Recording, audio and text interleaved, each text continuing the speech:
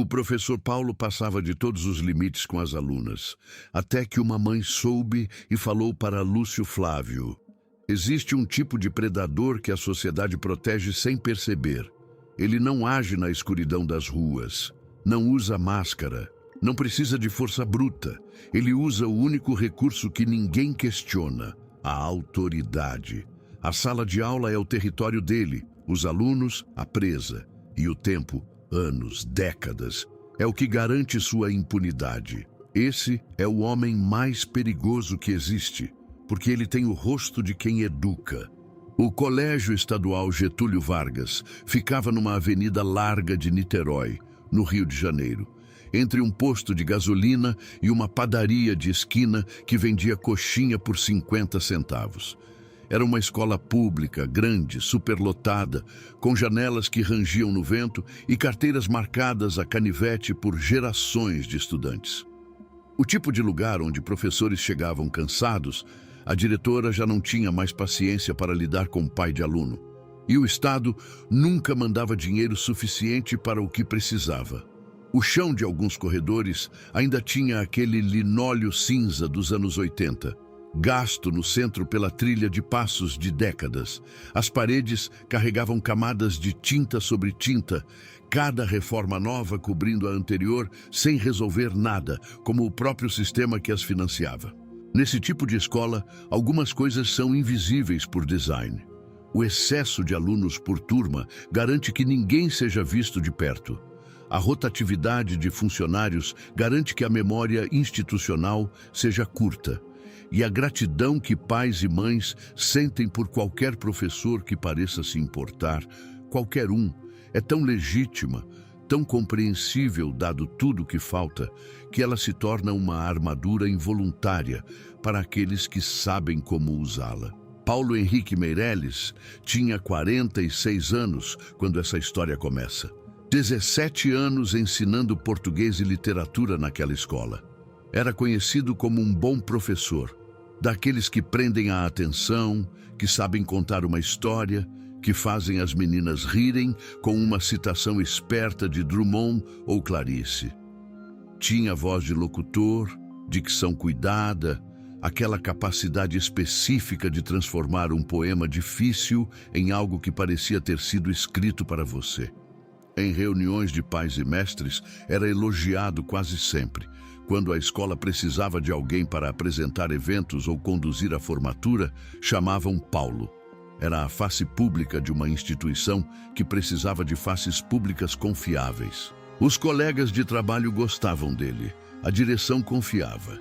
Ele era o professor que ficava depois do horário, que dava atenção individual às alunas com dificuldade, que escrevia bilhetinhos no caderno com encorajamentos personalizados. Visto de fora, era o retrato do educador comprometido, o tipo raro, o tipo que todo mundo cita em discurso de formatura como prova de que ainda há esperança no sistema público de ensino. Mas havia algo que os discursos de formatura nunca mencionam. As meninas do segundo e do terceiro ano sabiam de uma coisa que os adultos daquela escola demoraram muito para querer enxergar.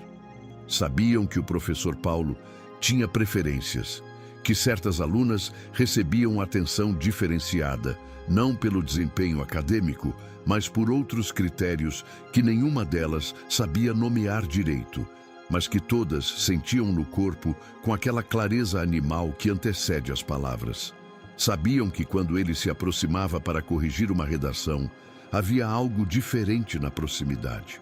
Não o professor inclinado sobre a mesa para apontar um erro, mas algo mais lento, mais calculado, como se a correção fosse o pretexto e a proximidade fosse a finalidade.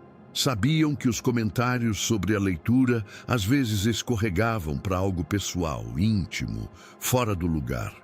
Que ele perguntava sobre a vida delas, além da escola, com um interesse que não tinha nada de pedagógico. Perguntas sobre relacionamentos, sobre o que faziam nos fins de semana, sobre como se sentiam quando alguma coisa difícil acontecia em casa. E havia as mensagens. O aplicativo de comunicação da escola era tecnicamente para fins pedagógicos, envio de tarefas, avisos, datas de prova. Paulo o usava para isso também, mas usava para outras coisas além disso. Mensagens em horários que não eram de escola. Comentários que atravessavam a linha com a habilidade de quem pratica há muito tempo a arte de cruzar sem deixar pegadas visíveis. Essas coisas são difíceis de nomear quando você tem 15 anos. Você sente o desconforto, mas não tem ainda o vocabulário completo para descrevê-lo de forma que alguém mais velho acredite. Sente que algo está errado, mas alguém mais velho, com autoridade institucional, com o respeito de toda a escola, está fazendo. Então você começa a duvidar de si mesma. Você pensa, será que estou exagerando? Será que ele é assim com todo mundo e eu é que estou interpretando de forma errada? Será que tem alguma coisa em mim que está provocando isso? Essa última pergunta é a mais cruel. E é exatamente a que o predador quer que você faça. É exatamente isso que ele conta, que você vai duvidar de si antes de duvidar dele. Isabela tinha 16 anos e era aluna do 2º ano. Vivia com a mãe, Dona Neuza, numa casa pequena no bairro do Fonseca, a poucos quilômetros da escola. Eram 2 na casa, apenas as 2, desde que Isabela tinha 8 anos. O pai havia saído de cena de uma forma que não teve dramaturgia.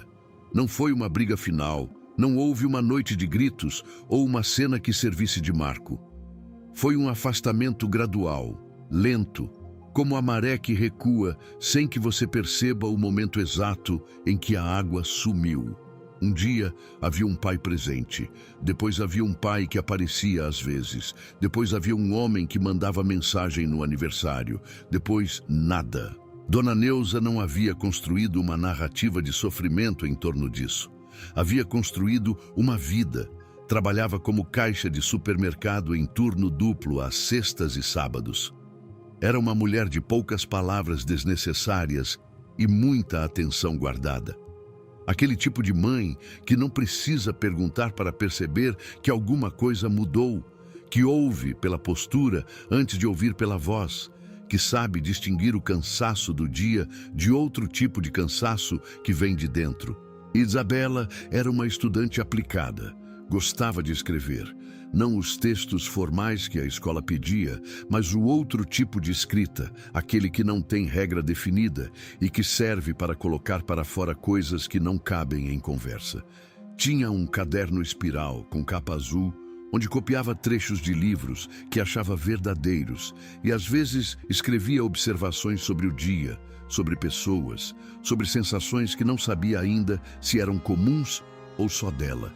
Era quieta, mas não tímida. Tinha amigas, tinha posições sobre as coisas, tinha aquela mistura específica de fragilidade e firmeza que aparece em meninas que cresceram rápido demais por necessidade e que aprenderam a cuidar do próprio mundo interior, porque ninguém mais faria isso por elas. O professor Paulo percebeu Isabela logo no início do ano letivo.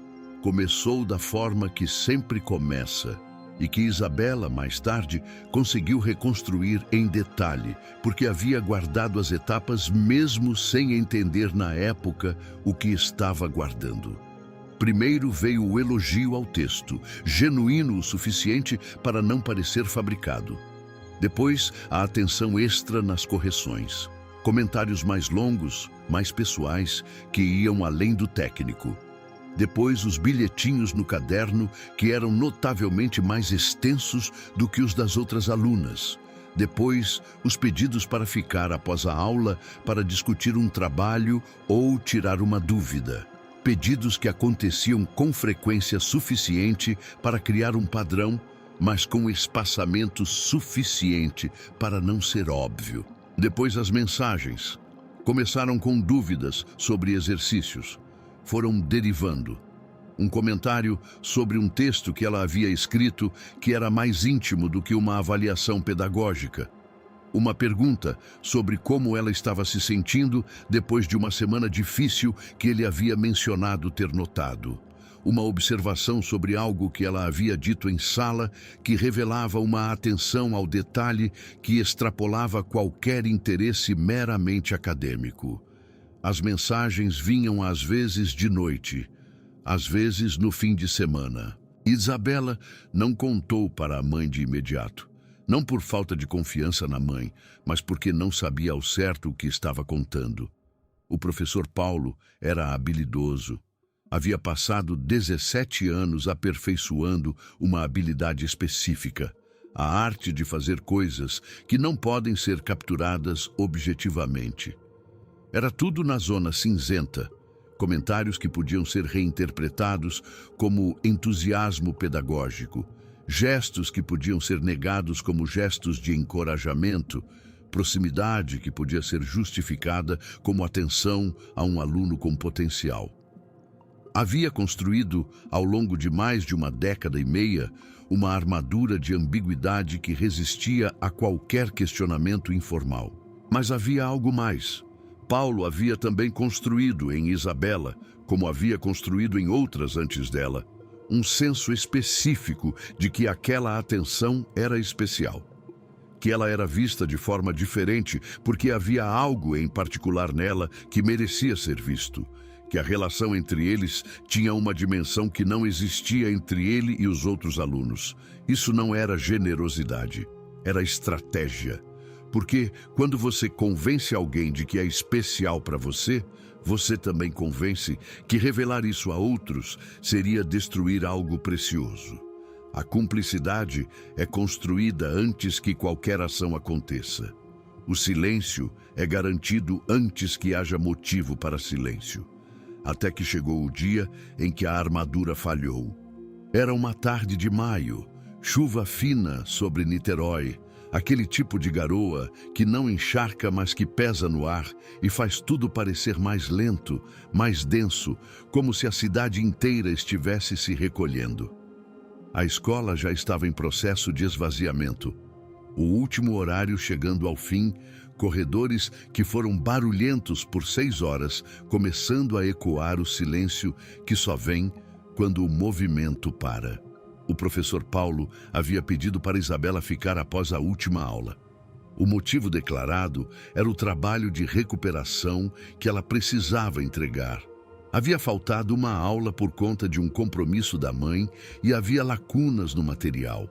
Era uma justificativa razoável, documentável, irrefutável. Ela ficou. A sala foi ficando vazia. Os outros alunos saíram. Os professores dos outros horários fecharam as portas. A funcionária que limpava os corredores passou com o rodo e foi embora. O mundo ficou menor. E naquele espaço menor, aquele silêncio de escola depois do horário, que é diferente de todos os outros silêncios, a situação que havia sido construída tijolo por tijolo durante meses chegou ao momento que havia sido planejado sem ser declarado. Paulo se levantou da mesa, se aproximou de Isabela com aquela naturalidade calculada de quem executa um roteiro muitas vezes ensaiado. Colocou a mão no ombro dela. Disse coisas com aquela voz de locutor, palavras que não eram de professor para aluna, que não pertenciam ao repertório de quem está corrigindo um trabalho ou explicando uma estrutura narrativa. Eram palavras de outra natureza, de outra intenção. Tentou algo que ela interrompeu levantando da cadeira com uma brusquidão que surpreendeu os dois, e saindo da sala sem olhar para trás, pegando a mochila em movimento, descendo a escada sem parar, atravessando o portão da escola, que a funcionária da portaria abriu, sem perceber nada diferente. Ela foi embora a pé, debaixo da garoa, sem pegar o ônibus. Andou os 4 quilômetros até em casa. Precisava andar. Precisava sentir o chão firme embaixo dos pés em cada passo, porque o chão havia acabado de ceder em algum lugar dentro dela e o chão de fora era o único que ainda estava seguro. Quando chegou em casa encharcada, com os tênis molhados fazendo barulho no corredor e o cabelo colado na testa, Dona Neuza estava na cozinha preparando o jantar. Não perguntou nada de imediato, só foi buscar uma toalha, o gesto automático de mãe antes de qualquer palavra. Mas, quando colocou a toalha nos ombros da filha e olhou para o rosto dela de perto, viu. Uma mãe que criou uma filha sozinha durante 8 anos desenvolve um tipo específico de leitura do rosto de um filho. Não precisou de palavras para saber que alguma coisa havia acontecido que não era uma chuva. Naquela noite, Isabela foi contando em partes, não em bloco, não em narrativa coerente do início ao fim, porque as coisas que machucam raramente chegam organizadas. Raramente tem começo, meio e fim quando você está no meio delas. Vieram em fragmentos. A mensagem de uma semana atrás, o comentário daquele dia em sala, à tarde na escola depois do horário. Dona Neuza ouviu cada fragmento com atenção sem movimento, sem interrupção, sem a urgência ansiosa de quem já está formulando a resposta enquanto ainda ouve. Deixou cada coisa pousar antes de deixar chegar a próxima.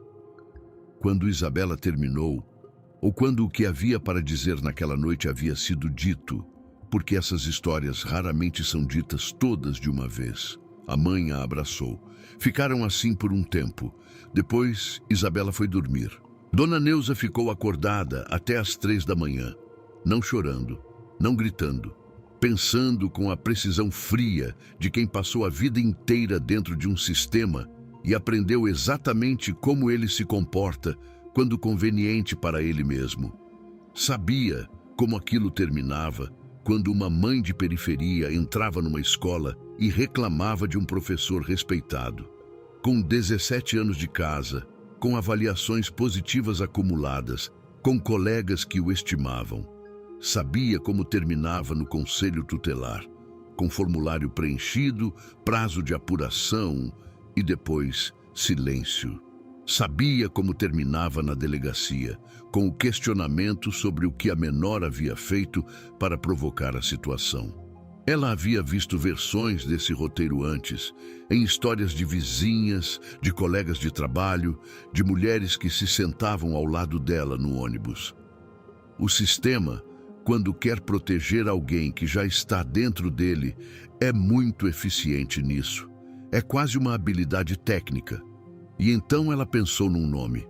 Dona Neuza não conhecia Lúcio Flávio pessoalmente, mas sabia quem ele era, da forma que se sabe sobre pessoas que existem nos territórios onde as histórias oficiais não chegam e as histórias reais circulam de boca em boca com a precisão das coisas que precisam ser lembradas, porque a outra versão da história vai tentar apagá-las.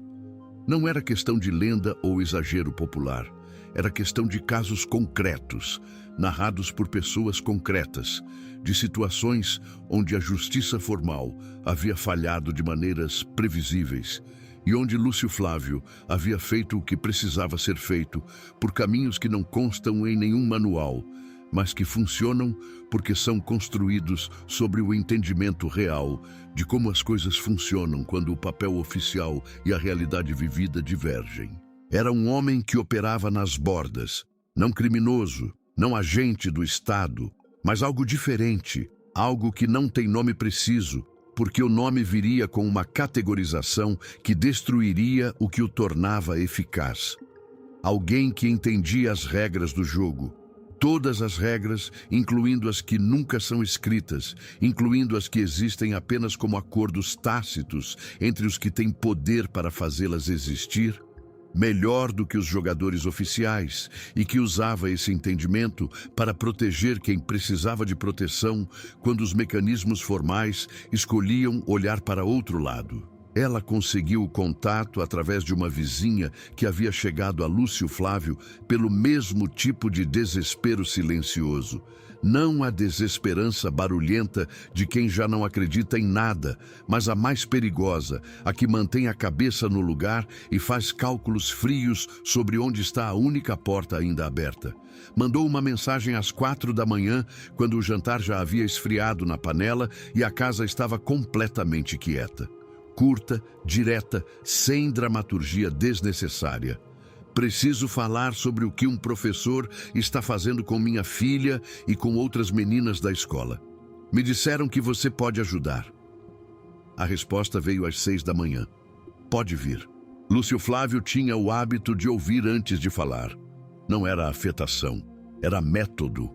Havia aprendido ao longo de anos, movendo-se pelos territórios onde a lei formal e a realidade vivida raramente coincidem e onde os erros custam caro em moedas que não voltam, que a maioria dos problemas que as pessoas trazem até você já vem com a solução embutida. Você só precisa ouvir com atenção suficiente para encontrá-la.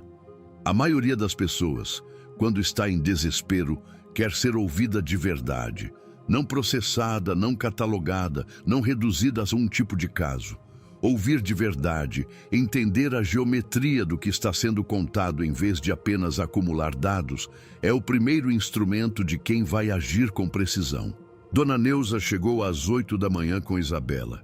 Sentaram numa sala pequena, sem enfeite, com café que Lúcio Flávio serviu sem cerimônia e sem conversa de apresentação. Ele não fez perguntas imediatas. Deixou a mãe começar quando estivesse pronta. Quando Isabela foi falando, às vezes olhando para o chão, às vezes para as próprias mãos, às vezes direto para ele com aquela firmeza que aparecia e desaparecia como sinal de rádio buscando torre, Lúcio Flávio ouviu sem interromper, sem fazer anotações ansiosas que sinalizam que a pessoa do outro lado está mais interessada em preencher a própria ficha do que em entender o que está sendo dito. Fez apenas 3 perguntas, todas ao final. Não sobre o que havia acontecido na tarde de maio. Isso estava claro, o quadro estava desenhado. Sobre o professor. Há quanto tempo na escola? Se havia memória de alguma reclamação anterior, de qualquer natureza, chegada a qualquer instância. E se havia outras alunas? Dona Neuza respondeu o que sabia. Isabela acrescentou o que a mãe não sabia. 2 nomes ditos com cautela, amigas que haviam dito coisas parecidas em conversas que nunca chegaram a ser denúncias formais, que ficaram no território daquelas trocas entre adolescentes, onde algo grave é dito de forma oblíqua e depois engolido, porque nenhuma das duas sabe o que fazer com ele, porque nomear seria torná-lo real de uma forma que ainda assusta mais do que o não nomeado. Lúcio Flávio anotou os nomes em papel, não em celular, em papel. Havia uma razão para isso que não precisava ser explicada. Quando elas foram embora, ele ficou sentado por alguns minutos, olhando para o que havia anotado. Havia um padrão ali. Um padrão que ele reconheceu com a clareza fria de quem já o havia visto antes em outras formas, em outros lugares, mas com a mesma estrutura essencial. E havia, enterrada nessa estrutura, uma pergunta que precisava ser respondida antes de qualquer movimento concreto. Paulo Meireles agia sozinho ou havia alguém dentro da escola ou do sistema de supervisão que sabia e escolheu não ver? Essa pergunta mudava tudo, porque um predador solitário e um predador protegido requerem respostas diferentes, e aplicar a resposta errada ao problema errado é o tipo de erro que não se desfaz facilmente. Nos 3 dias seguintes, Lúcio Flávio fez o que sempre fazia antes de agir.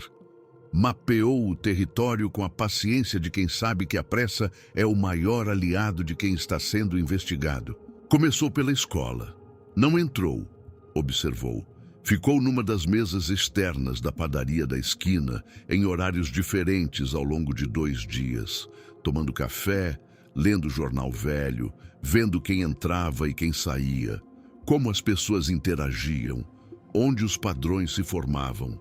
Viu o professor Paulo chegando às 7h30, pontual como quem tem rotinas estabelecidas há muito tempo e nelas encontra não apenas conveniência, mas segurança. Viu como ele cumprimentava a funcionária da portaria com uma familiaridade que excedia a cordialidade normal. O tipo de intimidade construída por anos de presença constante que se transforma em algo próximo de conivência sem que nenhum dos dois precise declarar isso. Viu uma aluna que passou por ele na calçada e desviou o olhar de uma forma muito específica, muito controlada. Não o desvio casual de quem está com a cabeça em outro lugar. mas o desvio deliberado de quem escolheu não ser vista, de quem aprendeu que ser vista tem consequências. Depois foi atrás do histórico. Tinha contatos em lugares que não precisam ser nomeados, entre pessoas que trabalham com documentos e registros e com a circulação de informações por canais paralelos ao sistema oficial, porque o sistema oficial tem buracos grandes o suficiente para que outros sistemas se formem dentro deles. O que voltou foi revelador de uma forma que não surpreendeu Lúcio Flávio, porque ele havia aprendido a não se surpreender quando a estrutura de uma coisa confirma exatamente o que a lógica já sugeria. Paulo Henrique Meirelles havia sido objeto de 2 reclamações formais nos últimos 6 anos. A primeira havia chegado ao Conselho Tutelar há 6 anos, encaminhada por uma mãe que havia retirado a filha da escola sem dar explicações públicas e que havia registrado uma queixa descrevendo comportamentos inadequados do professor durante sessões de atendimento individual. O processo havia sido aberto, havia passado pela fase inicial de coleta de informações e havia sido arquivado com a justificativa padrão: insuficiência de provas. A mãe não havia prosseguido. E havia razões para isso que não constavam nos documentos, mas que Lúcio Flávio entendia sem precisar ler. Razões que têm a ver com o custo de insistir quando o sistema sinaliza que não quer ser incomodado. A segunda havia chegado à direção da escola 3 anos atrás, em forma de uma carta anônima, carta bem escrita, específica, com datas e descrições que não pareciam fabricadas. O tipo de carta que alguém escreve depois de muito tempo guardando alguma coisa e finalmente não aguentando mais guardar, mas ainda com medo suficiente para não assinar. A carta havia sido encaminhada à supervisão pedagógica da Secretaria de Educação, que havia aberto uma sindicância interna.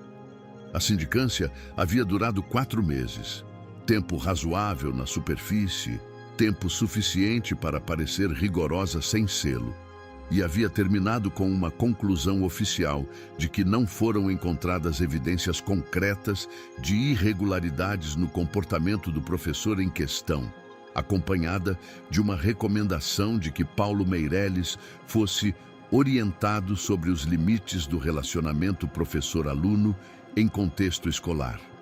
Orientado. Lúcio Flávio leu essa frase 2 vezes, dobrou o papel com cuidado e guardou no bolso com a precisão de quem está guardando uma peça importante, não a peça central, mas a que vai tornar a peça central compreensível. Havia algo mais. O supervisor pedagógico que havia conduzido aquela sindicância tinha um nome: Eduardo Brito. Havia exercido o cargo na época da sindicância, e Eduardo Brito, segundo as mesmas fontes, com confirmação cruzada que Lúcio Flávio fez questão de verificar por 2 caminhos independentes, era cunhado de Paulo Meirelles, casado com a irmã do professor há mais de 15 anos.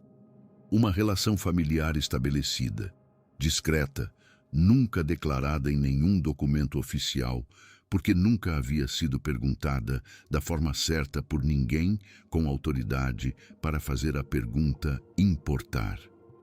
Ali estava a estrutura.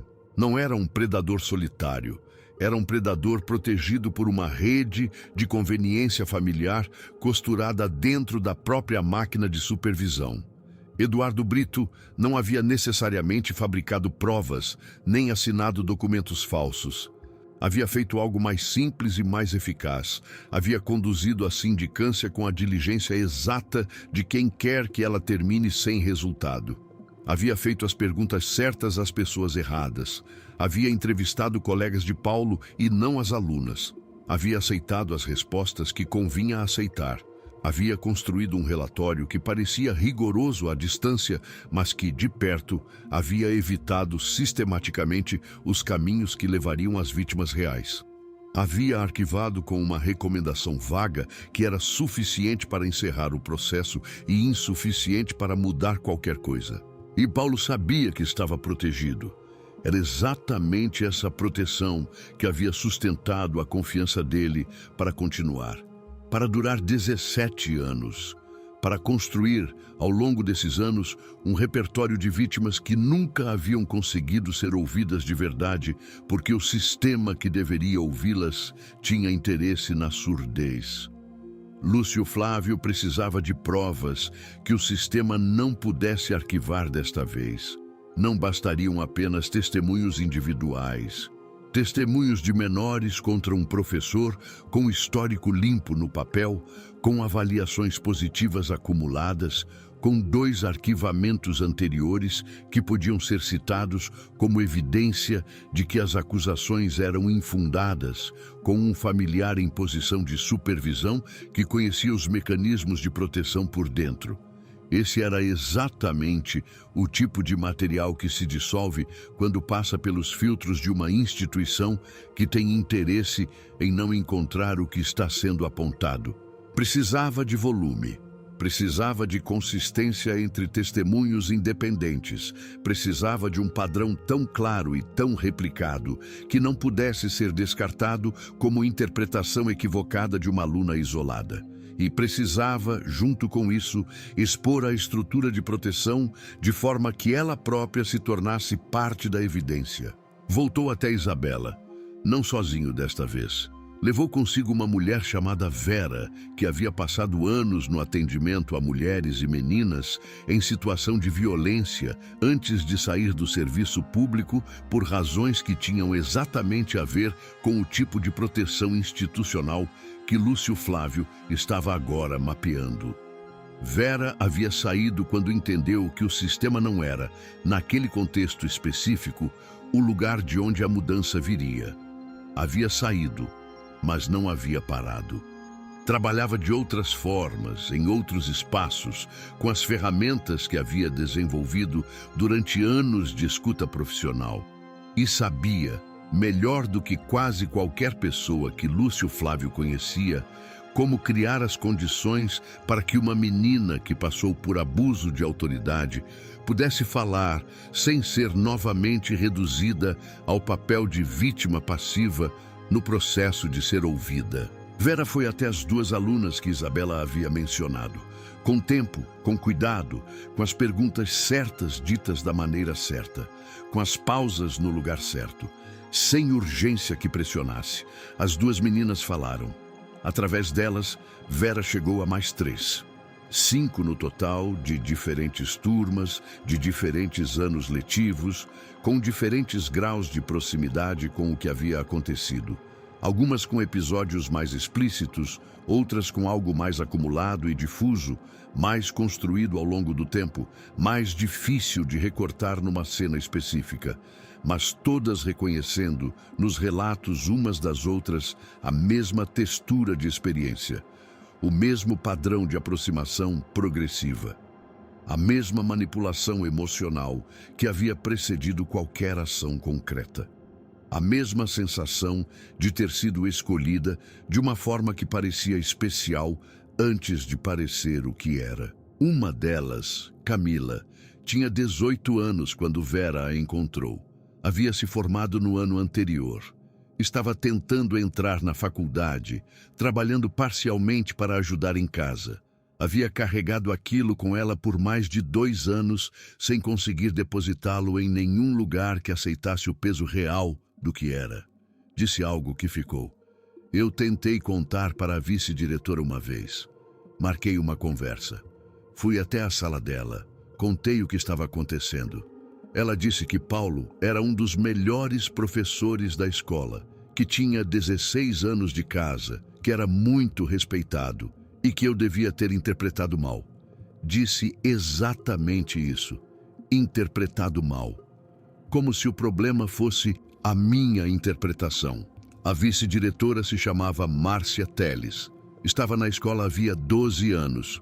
Lúcio Flávio anotou o nome ao lado dos outros. Com 5 testemunhos estruturados, com o mapeamento das 2 reclamações anteriores arquivadas, com a relação de parentesco confirmada entre Paulo e Eduardo Brito, com a declaração de Camila sobre a vice-diretora que havia descartado a denúncia na origem, Havia material suficiente para o próximo passo, mas Lúcio Flávio tinha o hábito de não pular etapas.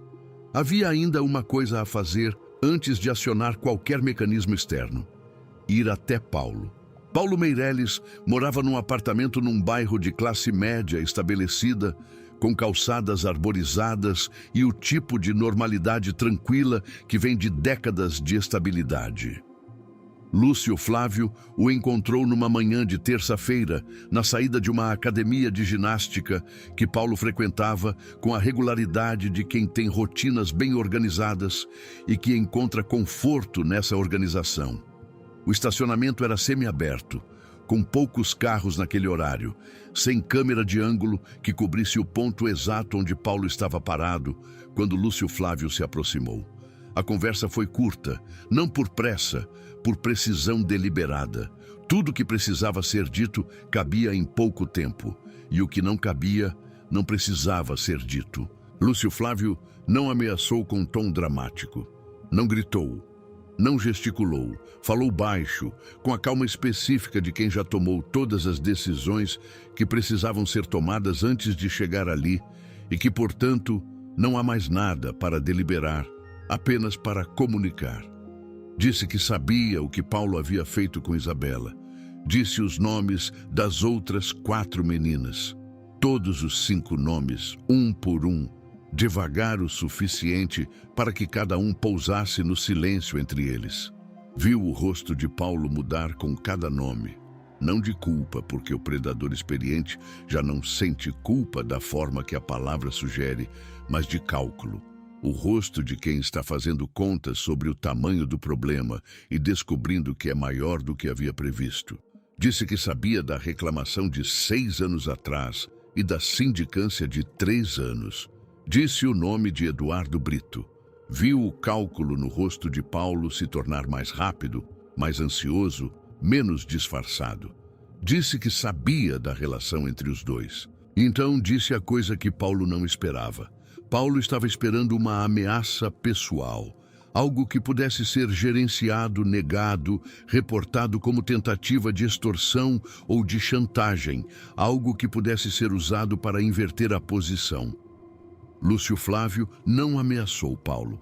Informou. Havia uma jornalista esperando por um pacote de documentos que incluía os 5 testemunhos formalizados por escrito, com datas e detalhes específicos, as cronologias das 2 reclamações anteriores, o relatório da sindicância arquivada, a confirmação documental da relação de parentesco entre Paulo e o supervisor responsável pela investigação, e a declaração de Camila sobre o que havia sido dito pela vice-diretora quando ela tentou denunciar. Esse pacote ia ser entregue no dia seguinte, às 10 da manhã, independente do que Paulo fizesse ou dissesse agora ou a qualquer momento depois. Não havia negociação. Não havia condição para negociação. Não havia nada que Paulo pudesse oferecer que mudasse isso. E havia também um advogado especializado em crimes contra menores, com histórico em casos envolvendo abuso de autoridade no ambiente educacional, que havia sido acionado pelas famílias e que ia protocolar um boletim de ocorrência naquela mesma semana, com os 5 testemunhos formalizados, com nome, documento e assinatura. Paulo ficou em silêncio por um momento que teve o peso de um homem, entendendo pela primeira vez em 17 anos que o chão que havia estado pisando com tanta segurança havia cedido. Depois perguntou, com a voz de quem ainda não acredita inteiramente no que está acontecendo, de quem ainda está tentando identificar a saída que deve existir em algum lugar: quem é você? Lúcio Flávio não respondeu.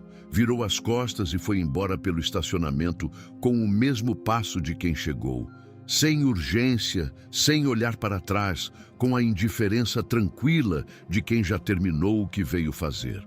O pacote chegou à reportagem de uma jornalista chamada Andréa Falcão, que cobria a educação e segurança pública num jornal de circulação estadual com sede no Rio. Andréa tinha 12 anos de profissão e o tipo específico de ceticismo que a experiência constrói. Não a desconfiança paralisante de quem viu muita coisa ser exagerada, mas a recusa disciplinada de publicar sem apurar com independência o que chegava em qualquer envelope, independente de quão organizado estivesse.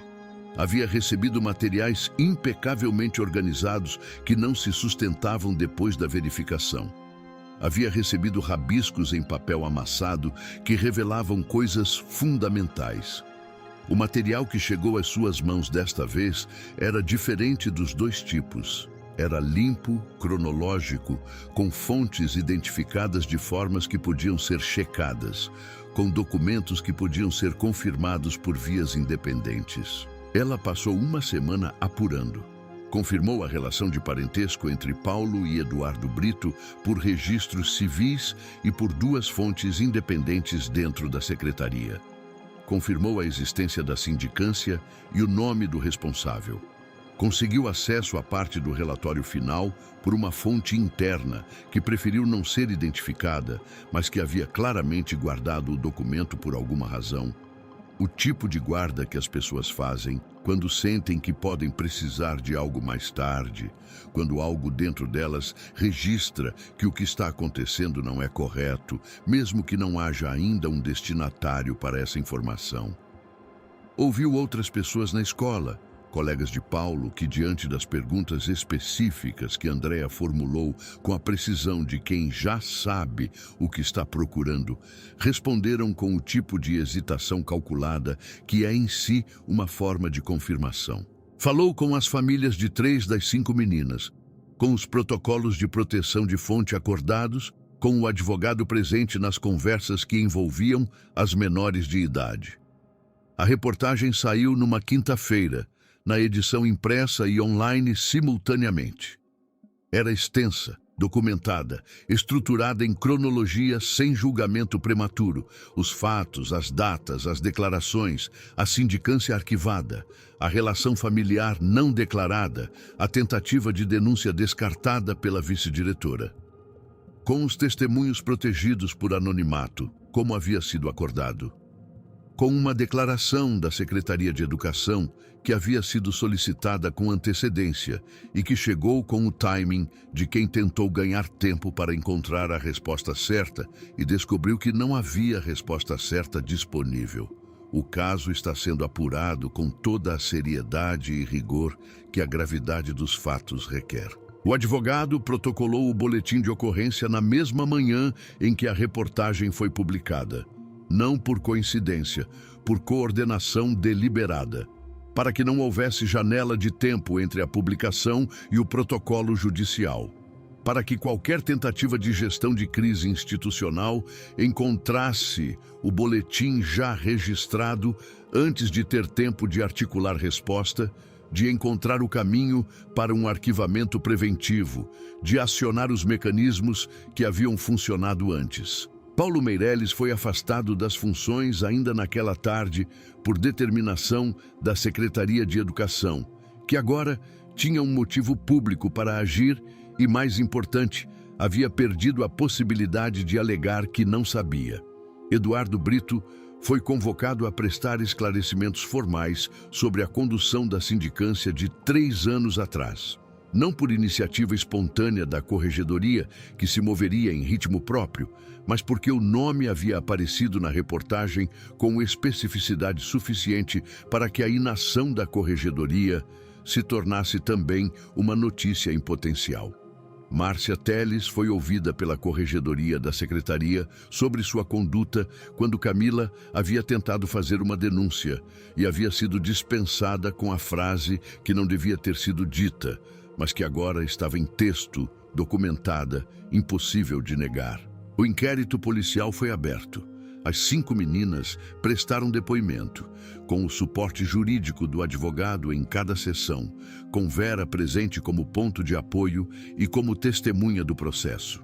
Nenhuma delas teve que enfrentar aquele processo sozinha, sem preparação, sem alguém do seu lado que entendesse o que estava acontecendo e que estivesse ali não para extrair informação, mas para garantir que a extração de informação não as destruísse no processo.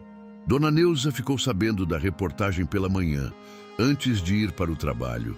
Leu no celular em pé na cozinha, com o café ainda no fogão e o vapor subindo na direção do teto. Não chorou ali, de pé sozinha. Ficou olhando para a tela por um tempo difícil de medir.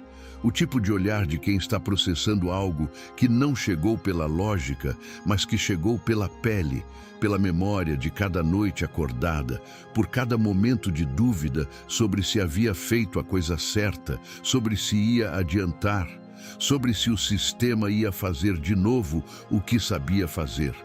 Depois, posou o celular sobre a bancada, foi até o quarto de Isabela e bateu na porta com aquela batida específica de mãe. Não urgente, mas presente, sem possibilidade de ser confundida com o silêncio. Isabela abriu com o cabelo despenteado e os olhos ainda sonolentos de quem estava dormindo bem quando foi chamada. A mãe não disse nada, apenas estendeu o celular com a tela já aberta na reportagem. Isabela olhou para a tela, leu devagar, releu um trecho no meio, continuou até o fim. Ficou olhando para a tela com aquele olhar de quem está processando algo que ultrapassa a capacidade imediata de processar, que precisa de um momento antes de se tornar real de verdade. Então olhou para a mãe e chorou do tipo de choro que vem quando o peso que você carregou sozinha por tempo demais finalmente encontra um lugar para pousar. Não choro de dor, embora a dor estivesse ali também, misturada, impossível de separar completamente. Mas principalmente aquele outro tipo, o que vem do alívio, o que revela pelo tamanho da leveza quanto havia pesado antes. O alívio que machuca um pouco porque mostra, com clareza que não havia até então, o quanto havia doído. Dona Neuza a abraçou. Não disse nada. Ficaram assim na porta do quarto enquanto o café continuava no fogão e o dia começava lá fora com o barulho de sempre. O ônibus passando, o vizinho saindo cedo, um cachorro em algum lugar, indiferente ao que havia acabado de mudar dentro daquela casa pequena no Fonseca. Os meses seguintes foram longos, da forma que os processos são longos quando envolvem o Estado, o Ministério Público, advogados e o ritmo deliberado de instituições que estão sendo obrigadas a agir em vez de escolher agir. A velocidade foi a velocidade da justiça formal, que raramente satisfaz quem precisou dela. Mas a direção foi a direção certa. E às vezes isso é o que há. Paulo Meirelles foi indiciado pelo Ministério Público 4 meses depois do afastamento, com base no conjunto dos depoimentos, na apuração complementar da investigação policial e no material documental que havia sido organizado antes de qualquer processo formal começar. O processo correu, houve audiências, houve recursos da defesa, houve o trabalho lento de construir o caso jurídico a partir do que havia sido construído antes, como narrativa e como evidência estruturada. Demorou, mas chegou ao lugar que precisa chegar. Eduardo Brito foi alvo de processo administrativo por conduta irregular na condução da sindicância. O processo concluiu que havia agido com parcialidade ao não declarar o impedimento que sua relação de parentesco com Paulo representava e ao conduzir a investigação com metodologia que havia sistematicamente evitado os caminhos que levariam às vítimas. Perdeu o cargo de supervisor pedagógico. Saiu da Secretaria de Educação com o silêncio de quem fez o que não devia e que durante muitos anos acreditou genuinamente que a estrutura que havia construído era sólida o suficiente para durar para sempre. Descobriu que não é o que dura para sempre. É o que dura até alguém decidir que não vai mais deixar. Márcia Telles recebeu uma advertência formal registrada em seu prontuário funcional. Continuou na escola. Os mecanismos administrativos têm limites reais e uma advertência formal é muitas vezes o teto do que conseguem alcançar. Mas o que ela havia dito a Camila, você deve ter interpretado mal, foi documentado, transcrito, arquivado em registros que não se apagam com o tempo ou com a aposentadoria. Às vezes, a justiça não é a punição que seria proporcional ao que foi feito. Às vezes, é apenas a prova de que aconteceu, apenas a garantia de que a versão que tenta desaparecer não vai desaparecer completamente. E Isabela voltou aos estudos no ano seguinte. Não naquela escola, mas em outra, no mesmo bairro, com um processo de transferência que o advogado havia ajudado a facilitar. Foi bem. Continuou escrevendo no caderno de capa azul. Continuou copiando trechos de livros. E certo dia, muitos meses depois, escreveu uma frase que não era de nenhum livro, era dela, e que mostrou para Vera num dos encontros de acompanhamento que havia se transformado em algo mais próximo de amizade do que de serviço. Aprendi que contar é difícil, mas aprendi também que calar é mais caro. Vera guardou a frase, sem cerimônia. Guardou porque reconheceu nela algo que merecia ser guardado. O tipo de coisa que uma pessoa escreve quando atravessou algo que não escolheu atravessar e saiu do outro lado com mais do que tinha antes, apesar de tudo. Ou talvez por causa de tudo. Lúcio Flávio nunca soube dessa frase. Já estava em outro lugar quando ela foi escrita, em outro bairro, com outro problema, diante de outra estrutura de impunidade que operava com a mesma tranquilidade de quem nunca foi interrompido e que por isso passou a acreditar que interrupção não é uma possibilidade real. Não havia glória naquilo que ele fazia. Não havia reconhecimento oficial, nenhuma placa, nenhum discurso, nenhum nome citado nos documentos que acabavam nos arquivos da corregedoria ou nos autos do processo judicial. O nome dele não aparecia em nenhum lugar que importasse institucionalmente. Havia apenas o resultado. E o resultado, neste caso, foi que um homem que havia passado 17 anos usando a autoridade como instrumento de predação foi parado. Que um sistema de proteção familiar, dentro de uma estrutura de supervisão pública, foi exposto e desmantelado. Que 5 meninas que haviam carregado algo sozinhas encontraram um lugar para depositar esse peso e vozes que as acompanharam pelo processo de fazê-lo sem as reduzir ao papel de vítimas passivas na própria história. Havia naquilo, e ele não nomeava, porque nomeá-la seria transformá-la em outra coisa do que era, uma sensação específica de que o mundo, em algum ponto preciso e pequeno, havia sido ajustado, não equilibrado. A palavra equilíbrio pressupõe que as duas pontas da balança chegaram ao mesmo peso, e isso raramente acontece quando uma das pontas carregou 17 anos de impunidade. Mas ajustado. A balança que havia estado torta por muito tempo demais havia sido tocada na direção certa, com força suficiente para mover, não com força suficiente para compensar tudo. Por enquanto, era suficiente. Porque Paulo Meirelles não era o único, nunca é um único. Em cada escola, em cada instituição, em cada estrutura onde a autoridade se mistura com a impunidade e o silêncio é cultivado como estratégia de sobrevivência coletiva, há outros, há sempre outros. E eles constroem a sua segurança sobre uma única fundação, a crença de que ninguém vai fazer nada, que as reclamações serão arquivadas, que as vítimas vão duvidar de si antes de duvidar deles, que os processos vão morrer antes de chegar a algum lugar, que os familiares nos lugares certos vão garantir que as perguntas certas nunca sejam feitas. A única coisa que muda esse cálculo é quando aparece alguém que decide que não, que decide que o silêncio tem um custo que não está disposto a pagar. E que tem a paciência, o método e a frieza necessários para fazer com que esse custo seja cobrado de quem o deve.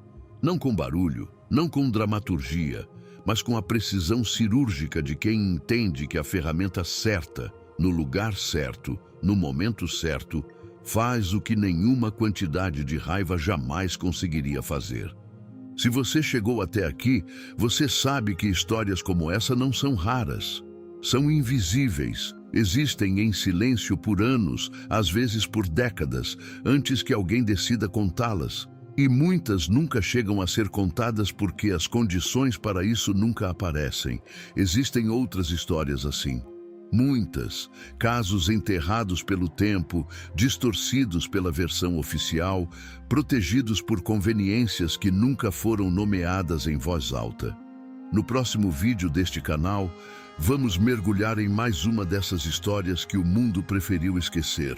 Uma história que poucos conhecem, mas que muda alguma coisa em quem a ouve. Não perca!